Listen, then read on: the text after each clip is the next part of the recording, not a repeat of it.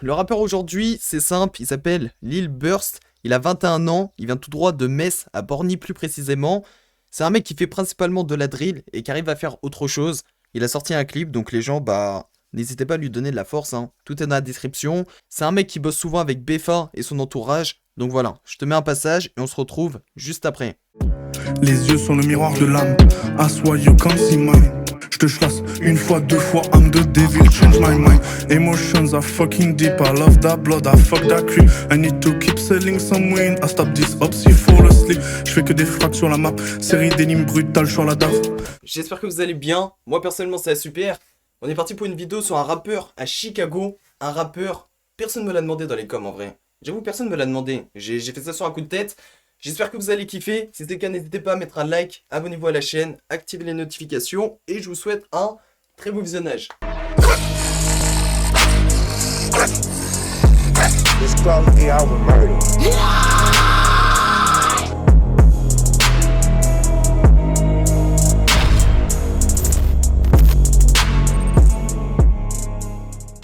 William Pickering est un rappeur né en 94 au Texas pour par la suite grandir à Chicago. Il faisait partie des EBE et des Titanic Stone qui est en lien avec les Black Pistons et c'était totalement l'un des seuls rappeurs blancs qui avait réussi à prendre une bonne place dans le rap et dans la rue à Chicago.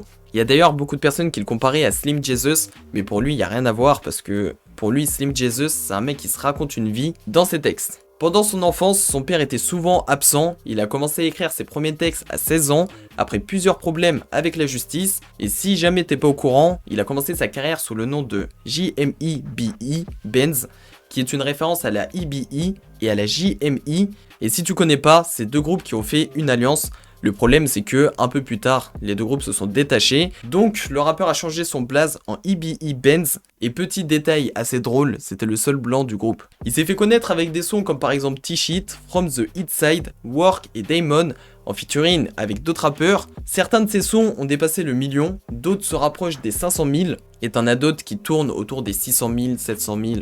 Des choses comme ça. Il s'est aussi fait connaître dans la drill avec le son Willie Had Mush qui est sorti la même année où il a pris 1 an de prison pour armes et drogue. Et si jamais tu veux savoir, c'est à partir de cette peine qu'il a commencé à se faire appeler Billy Da Kid. Comme la plupart des mecs à Chicago qui rappent, dans ses textes, ils nous parlent principalement de la ville, de crimes, d'armes, de drogue et de gangs. Et je pense que même si les criminels n'ont pas forcément de visage, je pense que ce mec c'est totalement le rappeur de cette série qui prouve le plus que l'apparence est trompeuse. Frérot, tu connais la chaîne, comme d'habitude, on est parti pour le medley qui va t'aider à comprendre son style musical.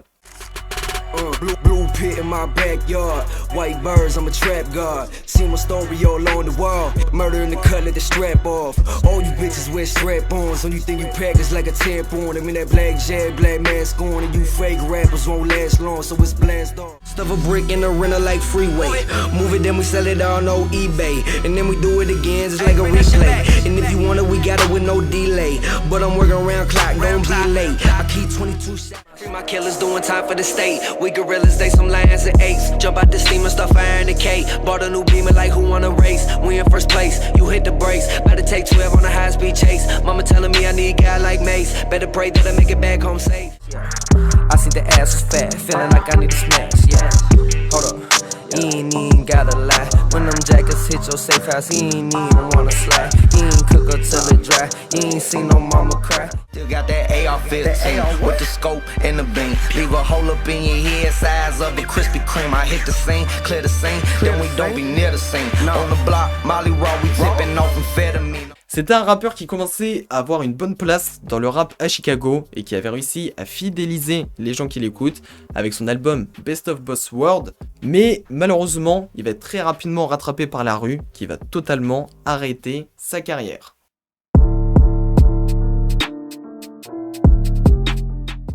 Pour comprendre l'histoire qui a changé sa vie, faut remonter au 1er juin 2019. Le rappeur EBE Benz a été kidnappé à Chicago, sa maison a été saccagée, et d'après les trucs que j'ai pu voir, c'est que peu de temps avant sa disparition, il s'est clashé avec des Satan Disciples, qui est totalement l'un des gangs les plus puissants de Chicago. Il y a une autre histoire qui tourne, apparemment quelques jours avant sa disparition, une fille de 16 ans a déclaré qu'elle était tranquillement avec sa pote qui en avait 19, et en fait, sa pote, elle était dans un magasin, Et quand elle est sortie du magasin, elle accusait l'oncle de Benz de l'avoir regardée de manière sexuelle. Sauf que Benz et sa tante, ils ont pété un câble, ils sont tous les deux partis voir les filles, et au passage le rappeur il a braqué la plus jeune sans réellement savoir son âge. Il savait pas qu'elle avait 16 ans en fait, pour lui elle avait plus, et quand il s'en est rendu compte, il est parti la voir à plusieurs reprises et il s'est excusé. Bref, pour revenir au sujet principal, 5 jours après sa disparition, Big C, le manager du rappeur, va mettre une publication sur Instagram pour dire que ça fait 5 jours qu'il a aucune nouvelle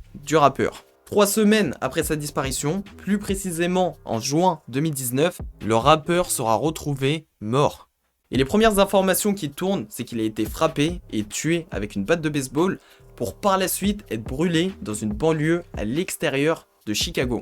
Quelques semaines après le meurtre, 2 personnes seront arrêtées et dans ces 2 personnes, on peut retrouver des hommes qui ont tous les deux 22 ans. William Arzat et Manuel Ramirez qui sont tous les deux inculpés par 2 chefs de meurtre au premier degré et d'un chef de dissimulation d'un décès par homicide. En fait, dans les 2 mecs, c'est Arzat qui a frappé le rappeur avec une batte à la tête et avec l'aide de Ramirez, ils ont transporté le corps pour l'incendier dans les bois du comté de Winnebago. Bref, les 2 hommes seront arrêtés, placés en prison avec une caution de 1 million de dollars pour Arzat et 500 000 dollars pour Ramirez.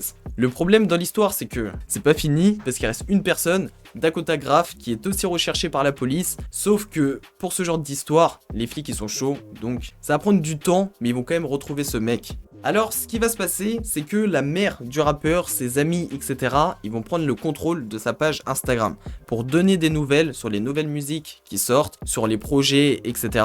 Et ce qu'ils vont faire, c'est que à Noël en 2020, une photo d'Arzat va être partagée avec un message juste en dessous.